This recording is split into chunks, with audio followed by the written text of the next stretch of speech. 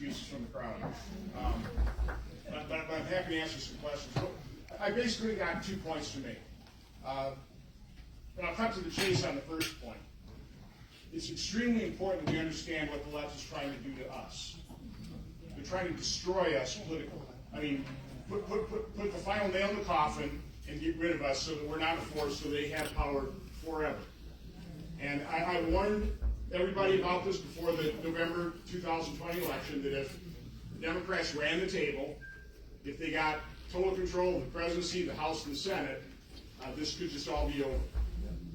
Right now, it's hanging by a thread, and if you're praying this morning, pray for Joe Manchin and Kirsten Sinema that they A, stay healthy, and B, that they hold true to their promise not to eliminate the filibuster. That right, quite honestly, is the one thing that's holding us with some hope that the left doesn't take power and hold it for virtually ever.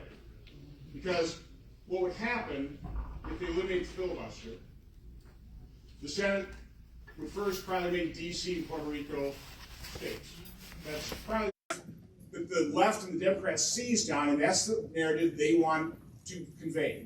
Because if they can successfully push that, and they are successfully pushing it, they can convey to the rest of America that the 74 million Americans that voted for President Trump are somehow potential domestic terrorists or possible armed insurrectionists. This is what they're trying to do. They're trying to paint all of us, those of us that voted in support of President Trump, as armed insurrectionists or domestic terrorists. So I want to push back on that. Now, what was amazing about this innocuous comment on a radio station here in Wisconsin, literally within minutes, that news story went national. Why?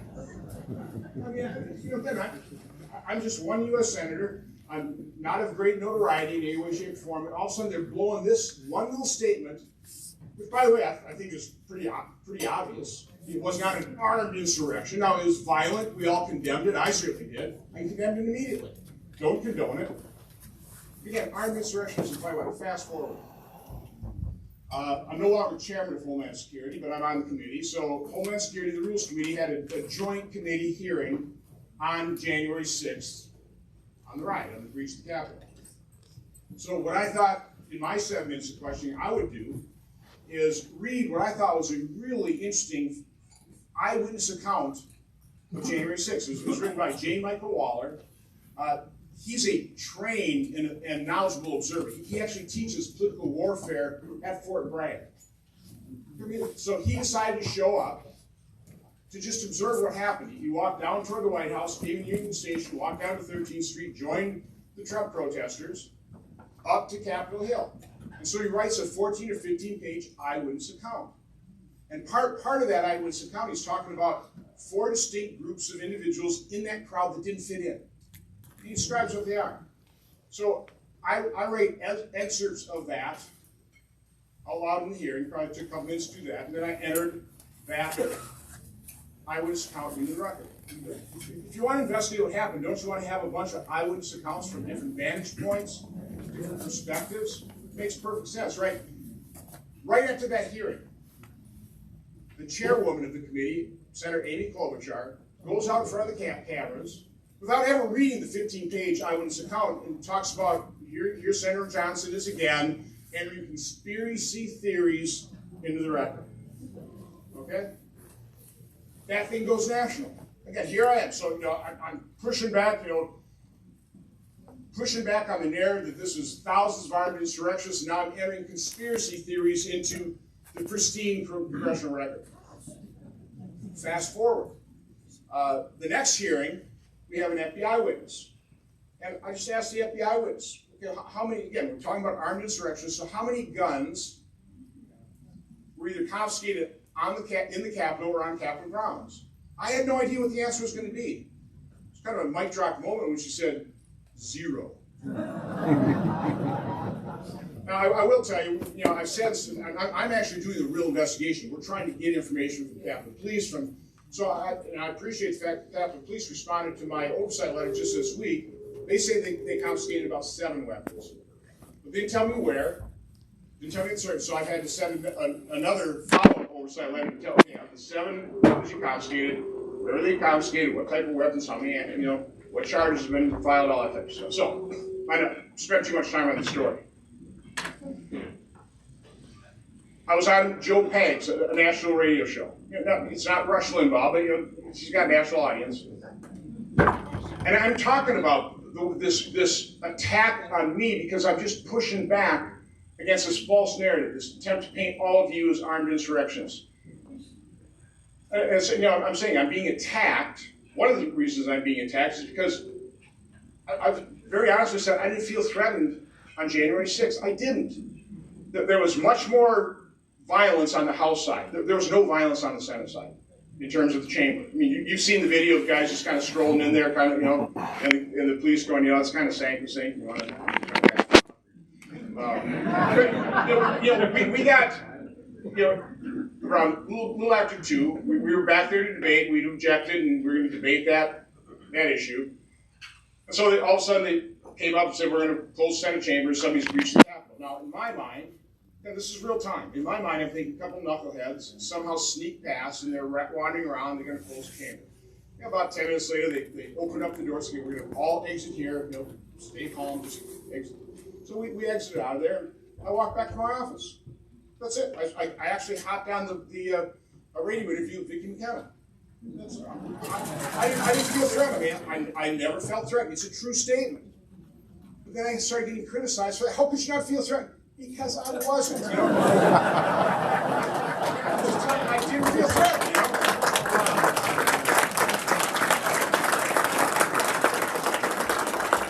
But I went on to say, the reason I didn't is because I've attended Trump rallies. And I go there, I do the pre-rally speech, which means you got to get there 3 hours ahead of time. You give your little speech, but then you get to mix with patriots, with people who love this country. And so I know the people, I know the people, the types of people, the hundreds of thousands of people that attend Trump rallies, and I've conveyed this to my Republican colleagues, by the way. Right, the week after we got back from the election, I nominated Rick Scott to be the head of the NRSC, and I said, before I really talk about Rick, I want to talk about the people that supported Donald Trump. I said, all those people that attend Trump rallies, what they all have in common? The one characteristic, they love this country. I mean, they fervently love America.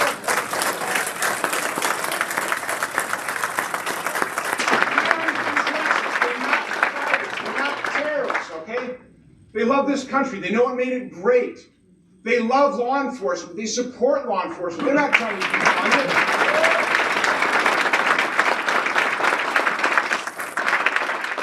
So, again, an incredibly innocent statement as I'm describing this to Joe Pags. I said, now, and the table's been turned. And Donald Trump won the election. And I'm going to say it the way I probably should have said it so they couldn't use this against me. This still would have used it against me. Had the people that rioted in 570 different riots that burned, I don't know how many dozens of buildings in Kenosha, Wisconsin, okay? 25 people killed, 700 law enforcement officers injured, $2 billion worth of damage. If those people had shown up in Washington, D.C., I said, I might have been a little concerned. Not freaking out. That now has been twisted, contorted into calling me racist. But they obviously have never seen the Joseph Project or some of the works I've tried to do. Again, I don't like concentrating on myself here. It's just an example of what they do. They have no compunction of bearing false witness. They couldn't care less if they hurl the vilest. I mean, it is one of the vilest charges you can lodge against a different person, right?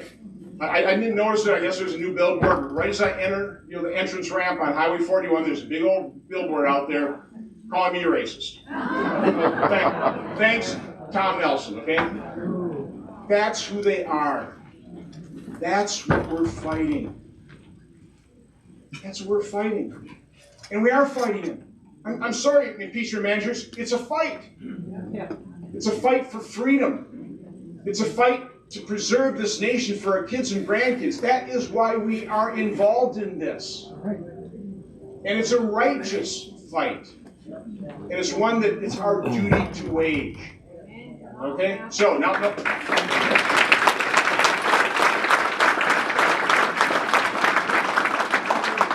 let me talk about how we wage this. In 2018, after we had that disappointing loss, we had a close margin on Governor Walker and Lieutenant Governor Clayfish and Attorney General. I became the titular head of the Republican Party. Now, you got to understand, first of all, I was never involved in politics before I stepped into play in 2010. I'm a Tea Party guy. My first speech actually was at a Tea Party rally in Madison, on Capitol steps. Vicky McKenna was the MC. One of the points I made in that speech was that, for a true conservative, we want nothing to do with government. Just stay off our back. Allow us to live in freedom. Allow us to dream, aspire, build, and create within a free market system. Just stay off our back. Whereas a liberal, it's their lifelong ambition to serve in government, to rule over you, to control your life. That's an enormous disadvantage in the political realm. Okay? After the 2018 election, I became this titular head. We had to do an analysis of what went wrong. And there are two things that went wrong. First of all, we didn't pay attention to grassroots. We didn't understand elections are won at the grassroots level. We need to energize and support our county parties and our county chairs. We have to do that, okay? That's the first thing. And by the way, we did it. We energized them, and we got a Supreme Court justice elected. We thought we could, and I'm a little disappointed in some of the decisions, but as a collectively, we got, nobody thought we could win that election, but we did because we just turned on the grassroots. But the second most important point, I found out, first of all, in 2016, when I ran again, we only had 6 congressional Republican candidates. Not 8, we only had 6. We let 2 Democrat congressmen people run unopposed. In 2018, we let 30 state assembly candidates run unopposed. So the first thing I did is I talking to big donors, very generous donors, and convinced one to provide financing for new recruits running for assembly. Because trust me, it's one of those things that if you're thinking about running for office, and by the way, if you've ever thought of running for office, now's the time to do it, okay?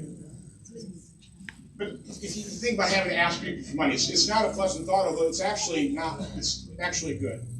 When you raise money from somebody, all of a sudden you have a committed person to your campaign. It's as important as the money is, getting people committed to your campaign is even more important, but it's just fun talking to them. Okay, so that shouldn't be a deterrent, but it is. So anyway, and then Rebecca Clayfish worked with the group, RAP, that tries to recruit candidates. We got 19 new recruits. They're pretty well have their campaign financing paid for through a generous donor. So now we had 19. So instead of 73 Assembly Republican candidates, we had 92. So here's the bottom line. Is when we have this, we'll open up to questions. Donald Trump, I used to be the record holder in terms of we used to. In 2016, I got 1,480,000 votes. No Republicans ever cracked 1.5, or collectively.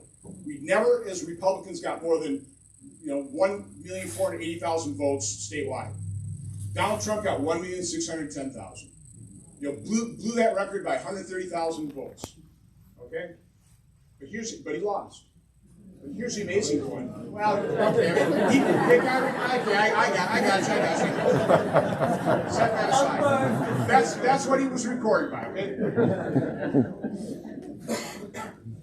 Collectively, the 8 Republican congressional candidates got 1,661,000 votes. Now, Obama got 1,677,000. That's the record. I thought we had this, 180, 190,000 structural imbalance here. When they were energized, we were energized, we were still going to lose. It's not true. 1,661,000 votes to the 8 Republican congressional candidates. What's even more amazing, you know how many votes collectively the 92 state assembly Republicans got? Here's where we need a drum roll. 1,661,000 votes.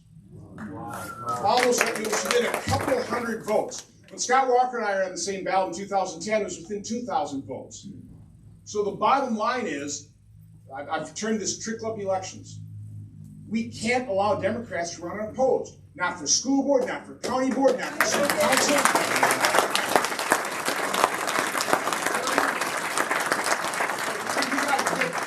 Trickle up elections into hyperdrive. We need to do it in spring elections. I know, let's face it, if you're a local candidate and you're going out and getting your third, fourth, fifth, sixth cousins voting for you, they're going to come out and vote for you. Maybe they never voted before. They'll vote for you, and they'll vote for other Republicans up the ballot. As a statewide candidate, I call that a Tom Sawyer method of, give me an apple, I'll let you paint my fence, I'll let you do all the door knocking. I'll let you get the turnout, the grassroots turnout. They'll have fabulous results when it comes to the statewide candidates. So that's the game plan. That's what we have to do. But we're going to need your help. We need candidates that are going to run for office to fill every line on the ballot. I'll do an awful lot in terms of getting the financial support for those candidates. So you maybe don't need to raise $5,000. Maybe we can help you raise that. So you put up yard signs. Because if you're running in the spring elections, that fills out our database, which is going to help in the fall elections. If you're on the ballot in the fall, it's going to have that direct trickle-up effect. Okay, so you kind of get the game plan here. I will take questions now until Ron gives me the hook. Or you already Or right there. And loud, and again, keep them quiet. Senator Jensen, thanks for coming and with all your...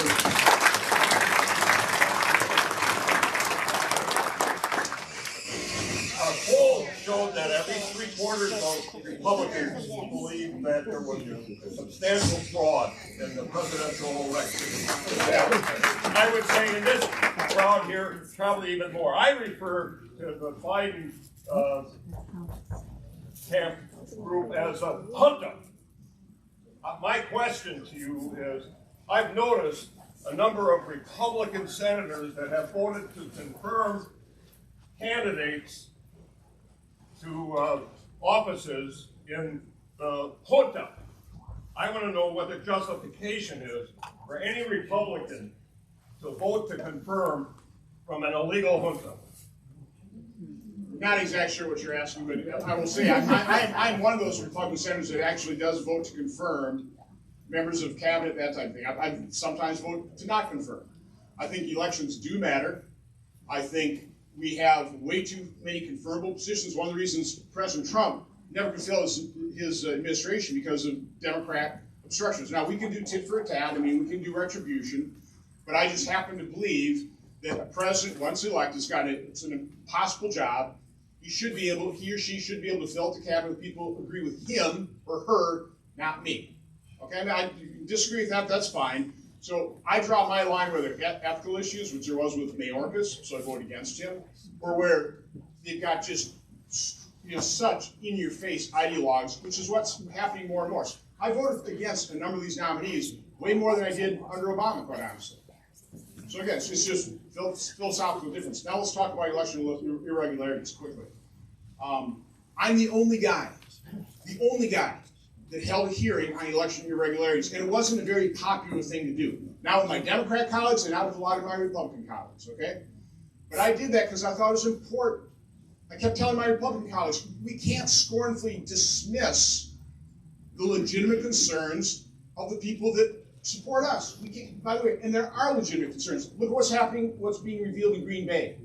Zuckerberg, $300 to $400 million, to safely get out the vote in Democrat strongholds. Geez, is that even constitutional? Is that even legal? But now it's all coming to light. It's really up to state legislators to police this. We do not want to nationalize the elections, which is what they want to do with H.R. 1. So I know our state legislator, I think you might actually have, at least this one, or one of my things, I think Janelle's going to be speaking at. The state legislators looking at these things, Pennsylvania, Arizona, that's the area to do it in. But from my standpoint, I'm not happy with Republicans that have scornfully dismissed and used the same words as Democrats with these conspiracy theories. Now, I will say there is disinformation. In my preparation for that hearing, You know, a lot of these things, you go, how could this happen? Well, we explained them. We explained how the votes got switched because there's human error involved in that. And I will just say, because I've talked to Dominion, I've talked to these guys, I've talked to all the people that are famous about this, okay?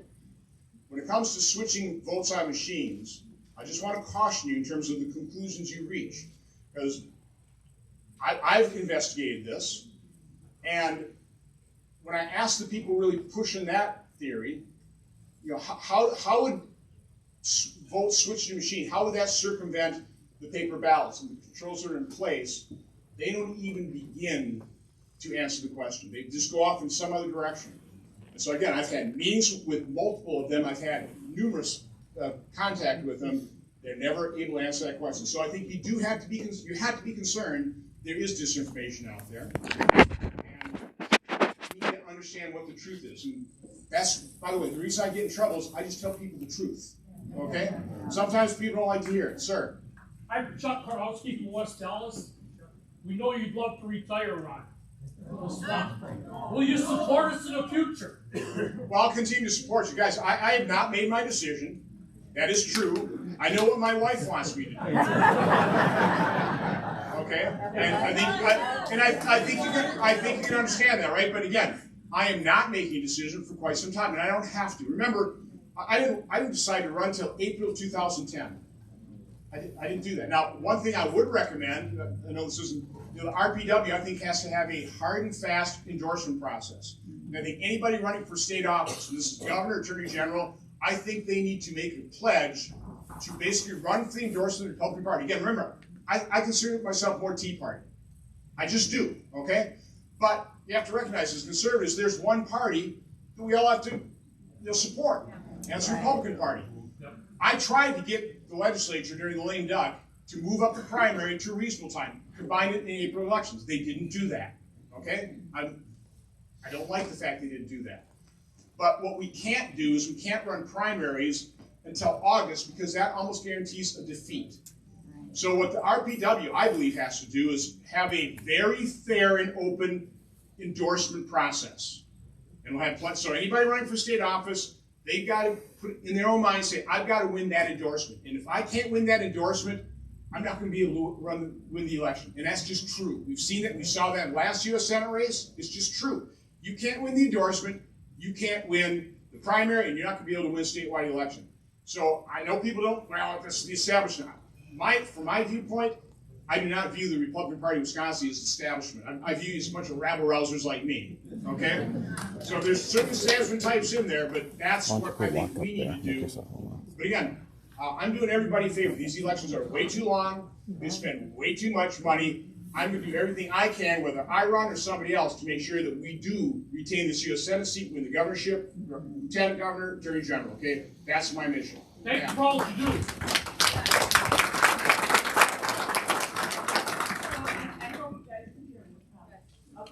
So, to go back to this gentleman for just a minute, the first thing he's talking about is like an illegal takeover, in case you didn't understand that.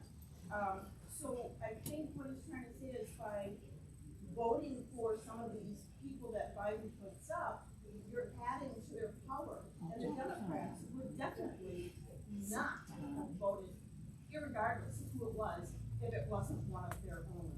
And so I think that's where he's coming from on this. Okay, Which also puts me into the next portion of Pelosi and the extreme amount of power she seemed to have held over President Trump's ability to do anything. I have never in my life seen or heard of any head of the House, Speaker of the House, have so much power over a president. So those are. Okay, well, first of all, I voted to confirm Supreme Court justices. What always concerned me in giving those votes, and what I always talk to them about, is I'm not looking for a justice to evolve in office. Right. I want to make sure that you are going to remain a conservative judge that's going to apply the law, not alter it. Now, knowing that, I know I'm going to hate, and I mean hate, a lot of the decisions rendered by a conservative judge because there's a lot of really bad law. One part about being conservative is understanding the rule of law, having respect for it, you also have to have respect for the courts and the decisions they hand down. Even though you don't like them, you respect what the process is. That includes elections. You know, from my standpoint, the minute the Electoral College voted was the minute that Joe Biden became the president-elect, and there was nothing going to happen that was going to change that. I was on talk radio, I was saying that. I could envision no scenario in which Joe Biden, any of his electors would be disallowed. There was no, but there was disinformation out there. There's disinformation that somehow, if just one senator objected, he would immediately go to a vote by the states, and we have an advantage. That's not what was going to happen. It's not what happened. Because every member of Congress got to have a vote, and again, there was no scenario in which any Democrat was going to disallow the elector. And by the way, I didn't either. I don't think I, as a U.S. Senator, should have the power to disenfranchise voters in a state that maybe didn't hold the election the way I would have liked to see them held. That's part of being conservative, respecting states' rights. As flawed as the states are, as flawed as the election process was, they've got a process, they've got courts, and that process was followed. Now, I'm happy to argue that there were so many irregularities. I think the Republican position on January 6th should have been calling for a commission, which is why I joined in Ted Cruz's objection. And I'm, by the way, part of that group that said, let's object to Arizona right away. Why? Because the Ninth Circuit, unelected officials, overturned a 30-year law by the Arizona legislature in terms of voter registration. And the court just overturned it. The Maricopa County Board of Elections, giving the state Senate the big middle finger, not providing them information so they can audit the results.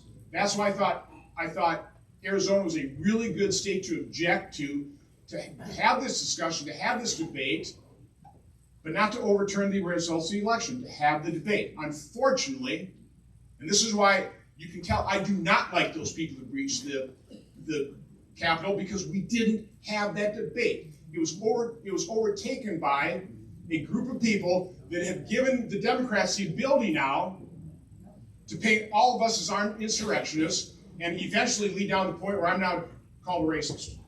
Okay, so no, I'm not happy with those people. I don't support them in any way, shape, or form. I support the rule of law. I respect it even when I don't like the result. Way back. So as an elected official in West Dallas, my question to you is, how do I convince people in West Dallas to, one, vote for the conservatives, number two, get people to come out and run as a conservative in a local election? Well, talk about what the Democrats are doing in this country. I mean, are we perfect? No, not even close. I mean, I should not say this. We may not be perfect, but they are awful.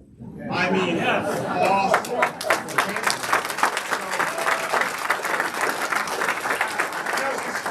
I'll use good words. We may be bad, but they are so much worse. Okay? I know that's not the greatest selling point, but when you take a look at what is at stake, I mean, freedom. When I first ran, Feingold wouldn't say that he was for single payer. Now they're all for it. Nobody would say, I'm a proud socialist. Now they're all happy to, not all, but a lot of them are just happy to proclaim the fact they're socialists.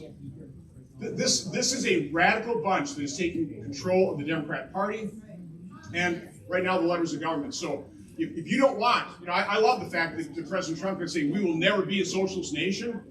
I'm hoping that's true. Okay, I'm hoping that's true. Ma'am. Question, thank you very much. May God give you all the grace you need to continue doing what you're doing. My big concern, and we see this all the time, we are fighting like hell, but the media is so complicit. I'm wondering, who's pulling those puppet strings? I mean, how do they all have the same narrative all the time? It's America's oligarchs. When I travel over to Eastern Europe, I was chairman of the European Subcommittee. You go over to whether it's Ukraine or all the corruption, they're always talking about the oligarchs control the media.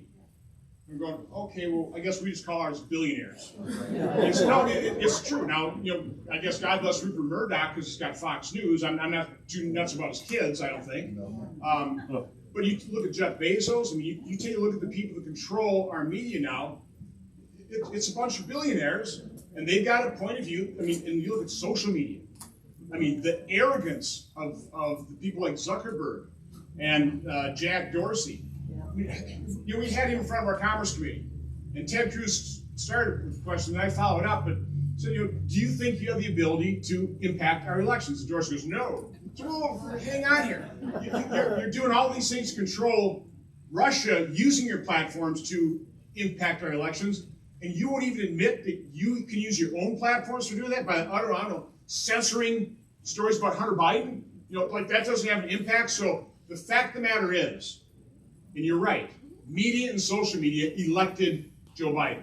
They chose their candidate, and they did everything they can to make sure. So the impact they had on an election vastly, and I mean vastly, outperformed anything that Russia or China or any other foreign nation could ever hope to achieve in terms of election interference.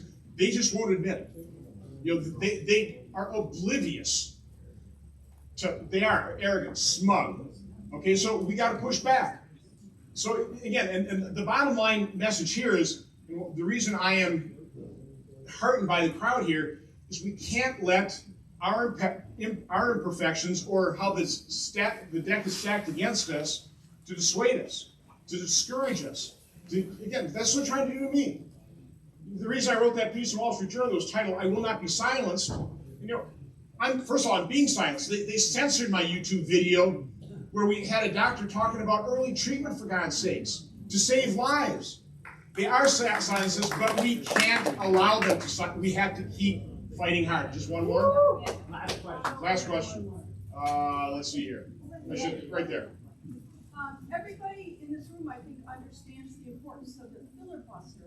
What I don't understand is if it takes 60 votes to break a filibuster, why does it only take 51 votes to get rid of the filibuster?